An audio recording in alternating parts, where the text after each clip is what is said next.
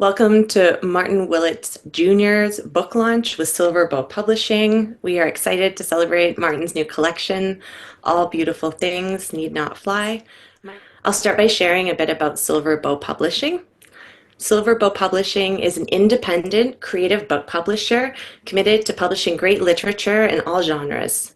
Candace James, Poet Laureate Emerita for the City of New Westminster, as well as acclaimed visual artist, musician, singer, songwriter, reviewer, and presenter, is at the helm of Silver Bow as general manager. Silver Bow Publishing is located in Greater Vancouver, British Columbia, and typically publishes both poetry and fiction, around 20 to 30 books annually, by emerging and established international writers. Silver Bow books are available in print through Ingram Distribution iPage catalog to retail bookstores and libraries worldwide. If you'd like to purchase a print version of All Beautiful Things Need Not Fly, please contact your local bookstore and ask them to order a copy from the Ingram Spark iPage catalog. And you can also purchase the book directly from the publisher at Silver Bow Publishing and the ebook from Amazon. I guess without further ado, I will introduce Martin and get the main part of the day rolling. So I'm going to spotlight you, Martin. Go. Well, thank you everybody for attending, and this is what the book looks like. I do want to mention that the publisher, Candace James, made the cover, and that's part of her visual art. I think she does the illustrations for all the books, but I could be wrong. I know she does for a lot of them. And it was surprising to get published in Canada. And at first I thought it was north of where I live, which is Syracuse, New York. Turns out it's all the way on the West Coast. So that was a surprise to me too. And I asked Candace what she wanted me to read from the book. So I'm trying to read as many of the poems as I can. And I don't want to race through them, but they're pretty short, most of them. And the other thing that's hard to see without the book is that there's a lot of blank space around the poems. So it's what you would consider it probably experimental poetry because a lot of it is scattered all over the place.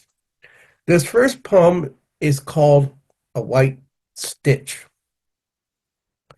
A whooping crane rising from molecules of a lake impacts silence. All noticeable objects reflect and amplify noise. Commotion becomes crystal and shatters. Not flight, not suddenness emerging out of water, but the troubling way spirit comes out of nowhere. Spirit wheels in a tapestry of sky, a white stitch between one life and another. A tall, languishing of white with rested crest comes into existence, a struggling sound leaving the bellows of its lungs to its long neck, straining over centuries to reach its release, calling the others into unison. Others join. Morning arrives in a raised mound of a marsh edge. I find two olive-colored eggs. Statistically, only one will make it. Now, the interesting thing about these poems a lot of times is that I combine actual nature facts into the poem, like the fact of what the crane looks like. And the reason the title is called All Beautiful Things Need Not Fly is that not every poem in the book is about birds. So here is an example of one of the poems that is not about birds. It's a particular kind of dragonfly. It's called a blue-winged darter. There was a time when he wasn't, when he floated, a larva about to be named, making music from one quicksilver stage to another. He crawled out of clear, motionless water, shredding his papery skin. He skim skirt a sheer wetland surface, a generating noise with metallic bluish white wings, zipping a singular, repeating, elongating note, shimmering hum as soft as the left behind shell, and transient from place to contemplative place to exit to a stronger, flamboyant finish. And all I had was the shell of the dragonfly. And I was trying to figure out what kind of dragonfly it was. In this book, there's not only poems directly about uh, animals, but there's indirect references to animals. And I'm going to read one of those indirect references because it's only in the title. A flamingo always has one leg up, ready to fly if it needs to. The weight of life trembles down, night shaking curtains out of rocks. A blink undoes this world, fumbles with the way it used to be. Overhead, a near perfect rain breaks the heat. Life turns quiet without you.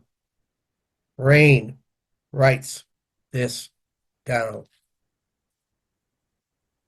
Now, I've got a lot of short poems, but in the book, I have some very, very long poems. I'm not going to be able to read any of them. One of them is about rescuing whales that have stranded themselves on the shore. And there is a reason why they strand themselves on shoreline, and it's usually because they're chased by predators. Then the other long poem I have is where I compare my mother's Alzheimer's to all the particular kind of blackbirds that are out there and the noises they make, because she taught me how to identify only blackbirds when I was growing up. And another, I have two poems at the end that are also very long. One is the Celtic astrology of 13 calendar days, and each one is an animal.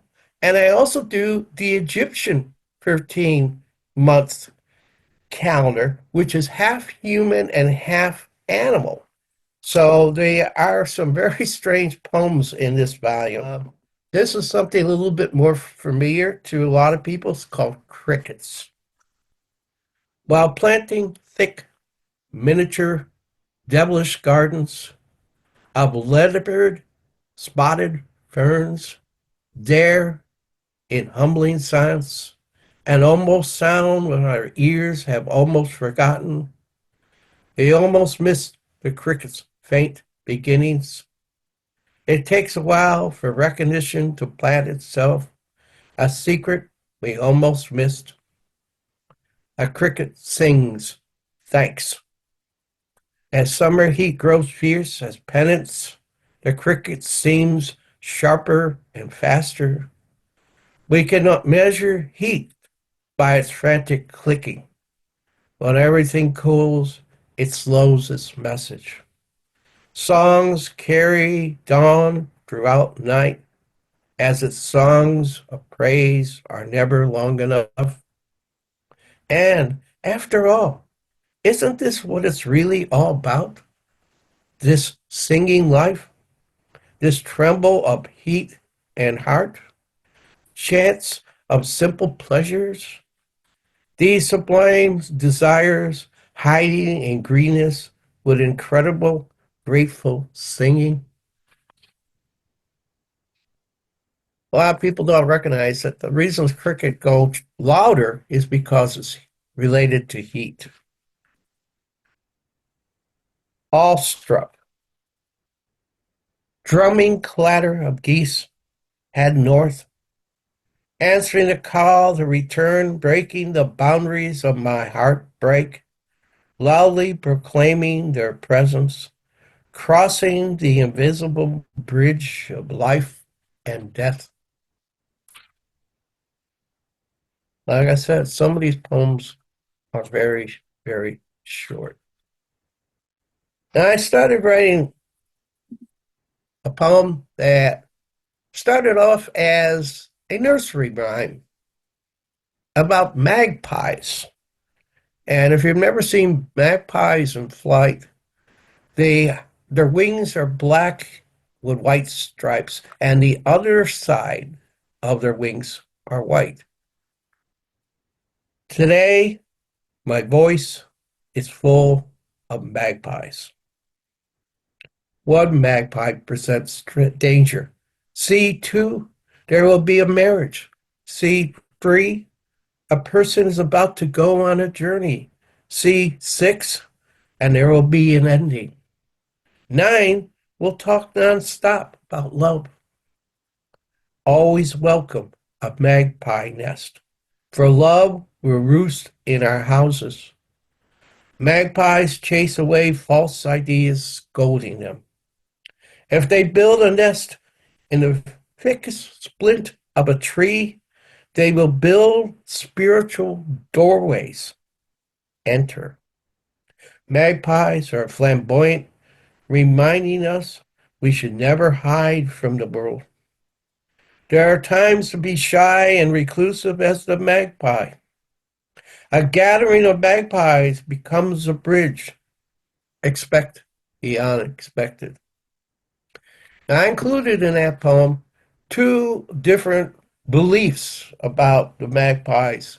One is about roosting on the house, and the other one is about building in a treeway. And I thought those are interesting facts because not everything in here is real facts. I also include mythological facts. And I don't know how much time I have remaining, so I have to turn back to Megan.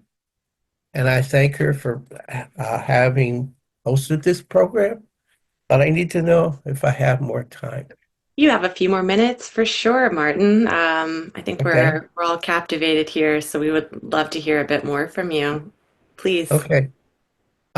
This poem I saved for last because it's the hardest one in here to follow.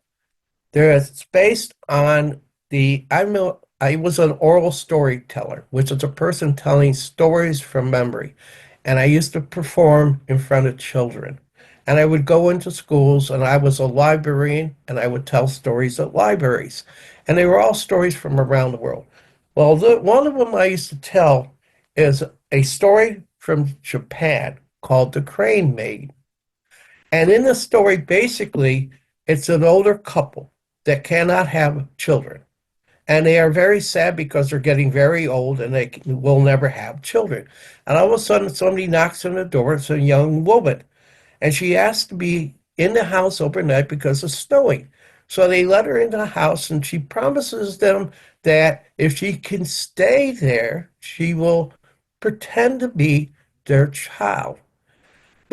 And she will work on a loom to help them have clothing and they could sell the clothes, but never watch her use the loom.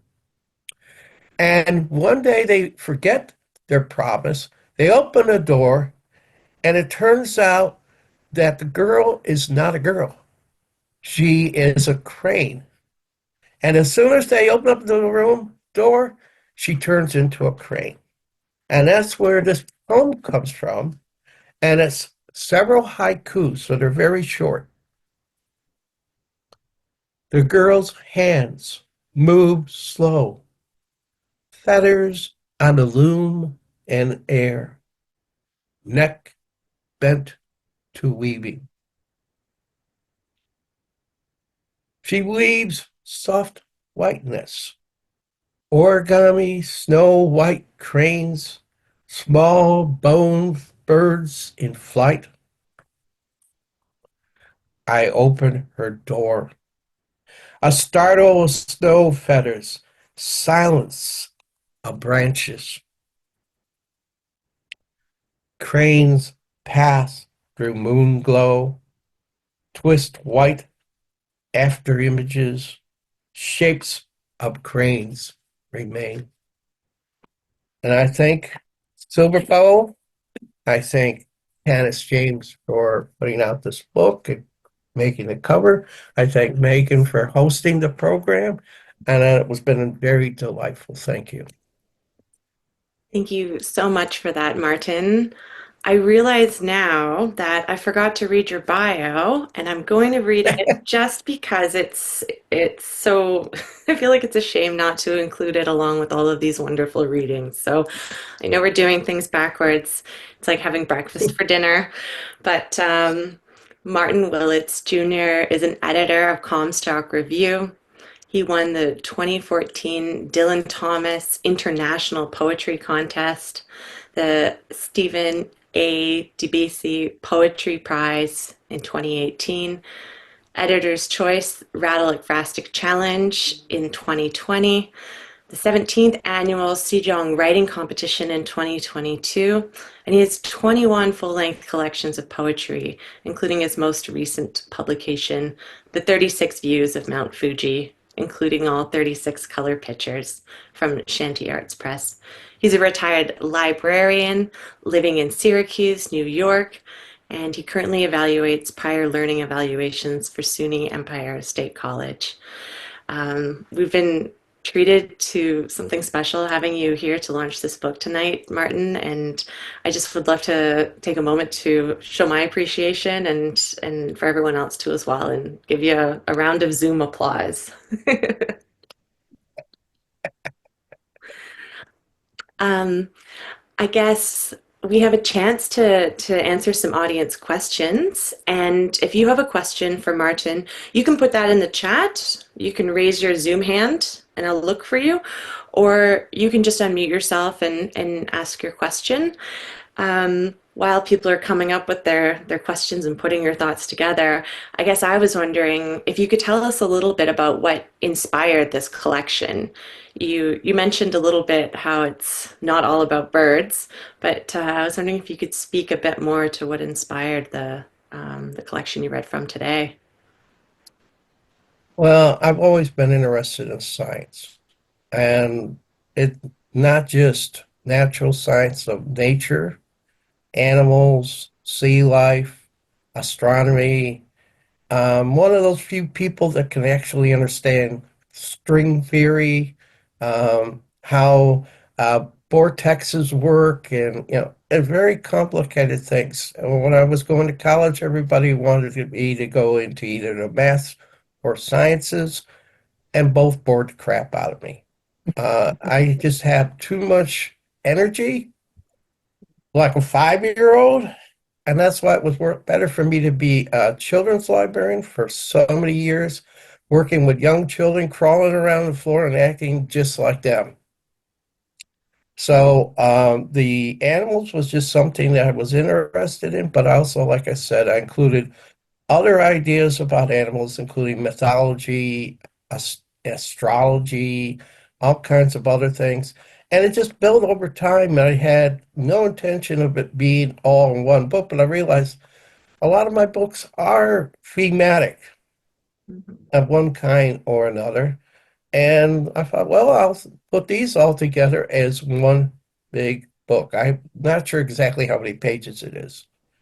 So it took time. It wasn't like I sat down one day and did all of them at once. But I forget how long I've been working on the different poems, and I realized, oh, look at what I have. Your Um, question. yeah, I think that speaks to kind of the mindset of someone with a lot of passion, as you seem to have for poetry and for all of these different things, and just to be continually working on stuff is it's really admirable. Yeah. We have a question from Dana that kind of talks about this. Did you deliberately start out to write a collection or realize one day that there were enough poems here to build something with what you already had? Like I said, it built over time. Um, one of the really long poems about my mother started when she was going through Alzheimer's. So it's in sections. It was in sections because every time something happened, I would write something about it. So some sections are very short, some a little longer, but they're like almost days in the life of going through somebody with Alzheimer's. And I remember her taking me out to different places to see the different kind of blackbirds that are out there, or finding videos back when there were like movies about animals. Disney had a lot of them when I was growing up, and they would hear the bird calls. So when I was doing it, I was trying to figure out how do you capture the sound of these many different kinds of blackbirds, and what was unique about each one of these blackbirds, which kind of was what my mother was teaching me when I was growing up.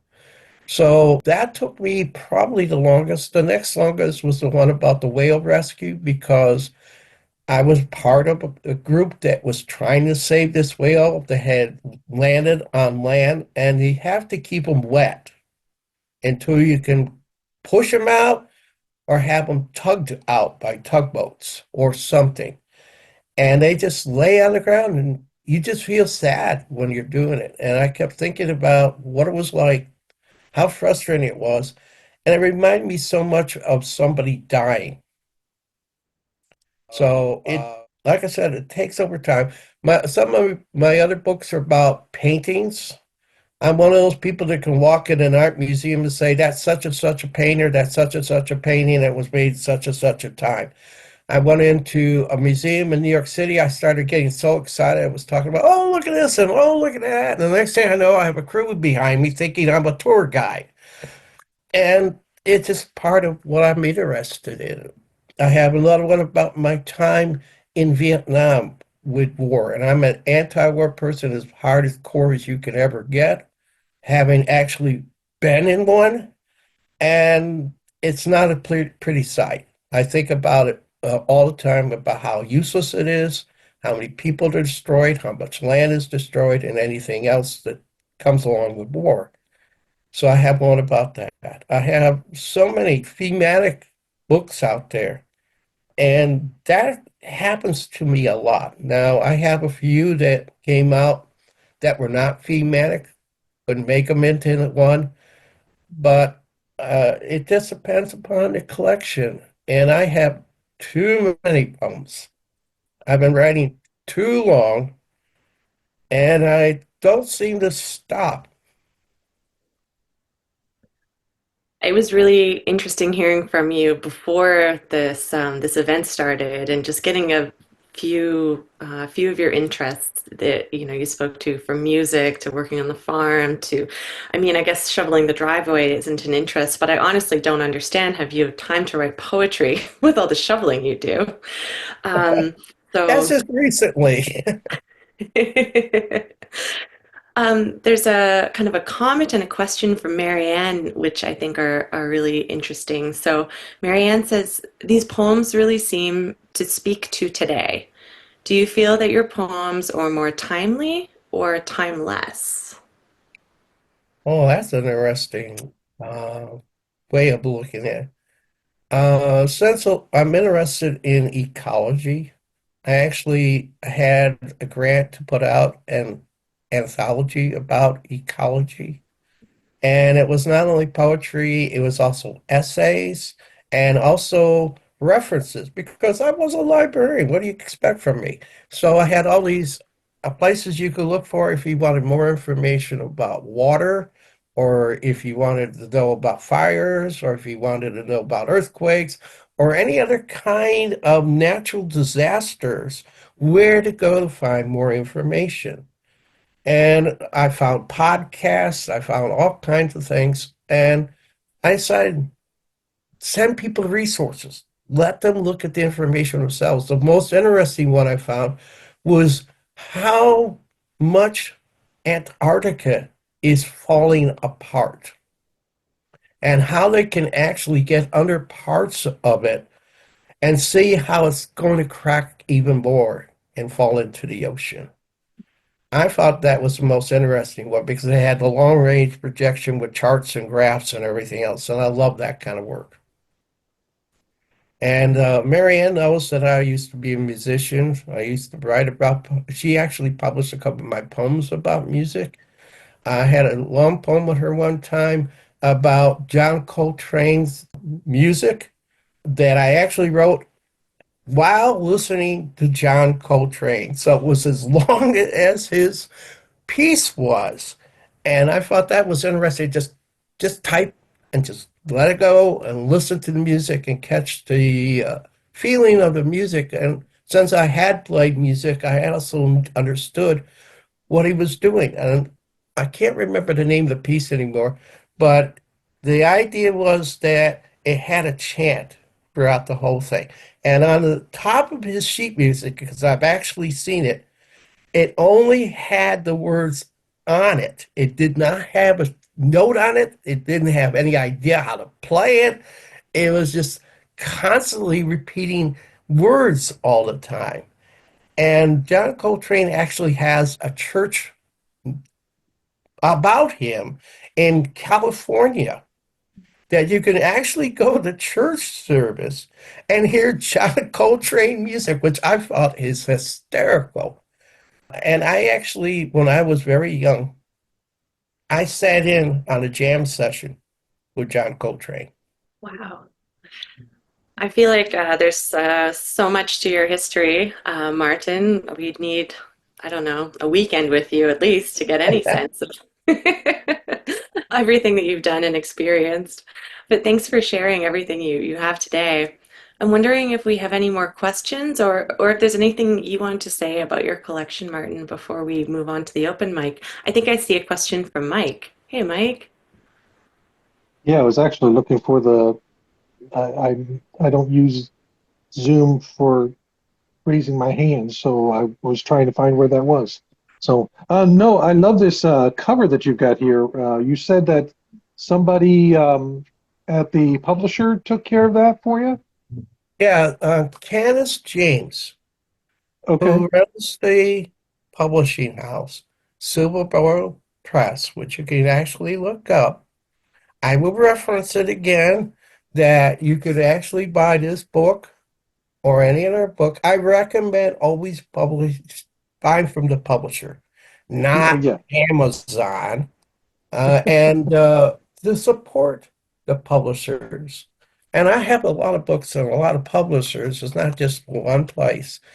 And I tell everybody every time, buy from them directly because it supports them, it supports their mission, it supports their goals, and it's really good business to deal with them instead of Amazon.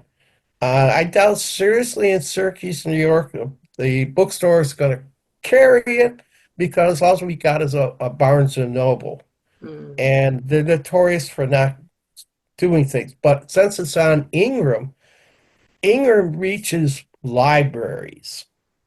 I know because I used to get the Ingram catalogs when I was a librarian all the time. So I would open up the catalog and see what kind of publishing books were out there.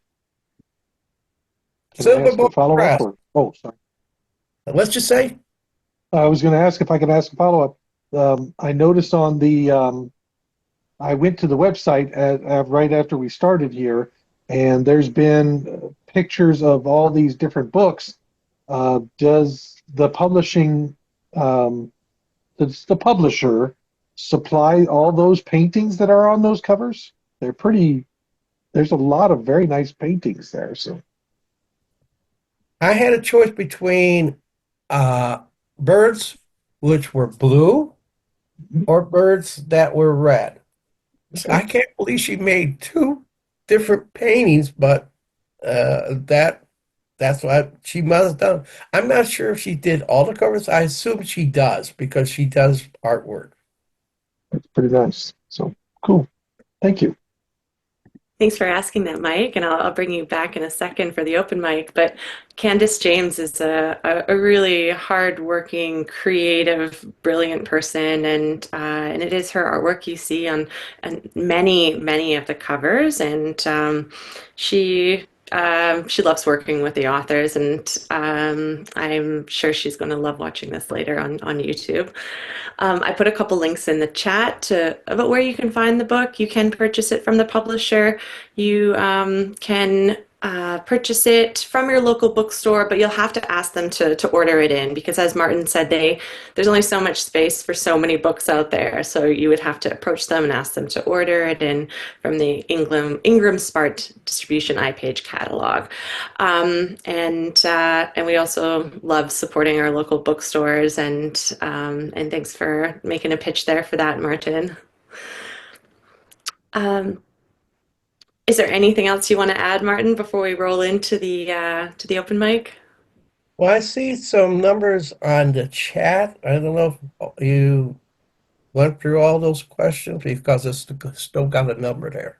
Yeah, I think we got through all of them. We got one from Dana, one from Marion, comment from Peggy. Are there any questions I missed? Feel free to let me know right now. That's basically what I was asking, make sure everybody Yeah. had a chance to say whatever they were going to say. I also, since um, Peggy's here, probably should mention again that Comstock is looking for poems right now. It's free to submit. I think it goes to March 1st. I'm not positive. It is listed on the webpage, and it just means more poems for me to read. Oh, that's wonderful. So yeah, everybody get your poems into Comstock.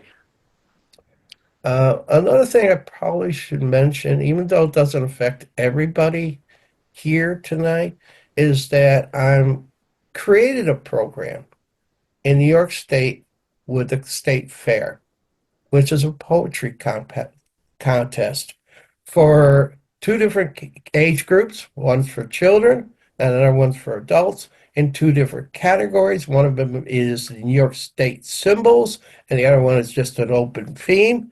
I've been doing this a number of years, and I believe so much in supporting poets and poetry. My wife runs a group, and I think everybody here tonight has been a part of that group. It's called the Pals Poetry Group. I want to mention that because my wife created that program before I even knew her. I met her through that program, and she literally pounced on me and said, "You're mine." And we got married. So it was really funny. And she is a very supportive person, and the group is very supportive. And I like mentioning as many things as I can because, like I said, I really believe in my whole heart in supporting other poets and poetry. Well, thanks for mentioning that, Martin. I put the link for Comstock Review in the chat, so if people don't know where to find that online, there you go. And I would love to just thank you again for taking the time to create these poems and then joining us to share them today. It's been a treat. Um, I will invite Mike up. I'm going to trade places between you. So remove one spotlight and add another. And we have Mike Strobel here for the open mic. And I'll let you take over for a few minutes, Mike. Thank you. Well, thank you. I just picked up a couple of poems that were bird in nature because I wanted to do something to go along with Martin's stuff. But I know that he had other things besides the birds. But this is called The Birdhouses, and it comes in two parts. The first part is 2 rooms and a bath. Bird bath needs a little TLC. It's a fixer-upper, one they will surely flip once they redo the flooring, add a nursery. He seems to have a lot of energy, bringing in building supplies along with the luggage, running circles around her and the belly near full. The rest of the family will soon be joining, perhaps in time to help clean up the wading pool from last year's leaves and stems, so soon the entire neighborhood can come by for a visit, maybe stay a while for a splash. And the second part is called The New Neighbors. She is a bit chatty, bragging about their find, the bright red shingles, room for the children, the young on their way, and oh my gosh, have you seen our yard?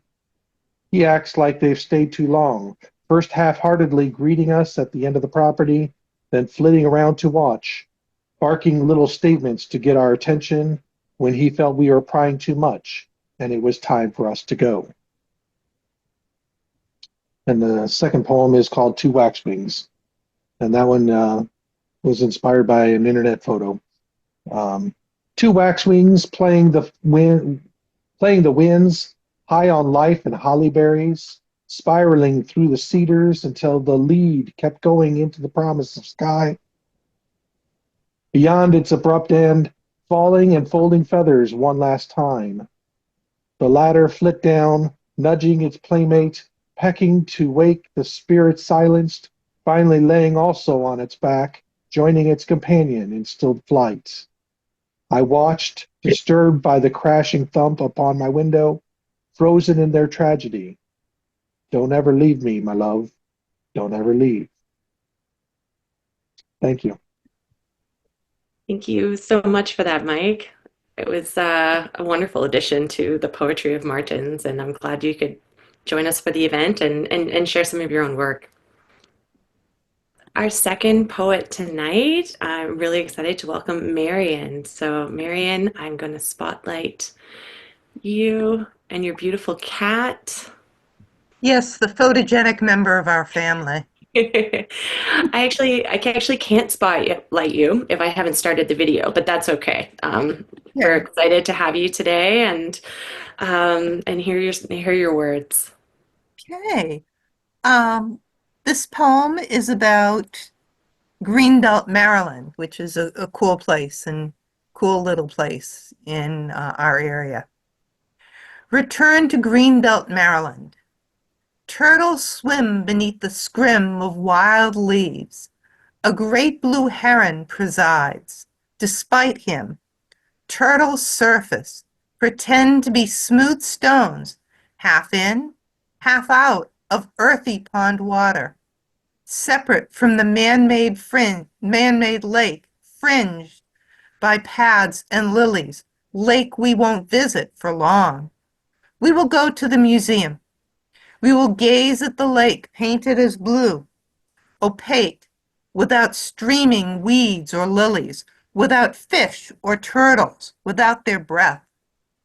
Not what we'll see if we will stay by the lake's edge, if only we have the patience to see. Okay.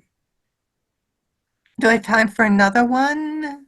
Yeah, we would love to have one more. A little encore. Yeah, this is Contemporary Housekeeping, which appeared in Mad Swirl, and it's a poem about my mother. Contemporary Housekeeping. I remember mother's plastic flowers, red, orange, yellow, and pink, all so bright. They spilled out of straw baskets, boxes, one closet. They resisted the fog that crept in. They brought color after Christmas. All gone now, bagged up and brought to landfills where they will never decompose, unlike real ones that fade to dust. If her flowers could have burned, we'd have scattered the ashes. Or I could have saved a few stiff bouquets to stick in vases on my shelves. Instead, I left mother's flowers behind, just like grandma's plastic fruit in her gilt glass bowl, their clip-on earrings, all my old LPs. Thank you. Thanks for sharing those two poems, Marian. You have a very strong voice. It was wonderful to hear Oh, you read. oh, great. Thanks so much.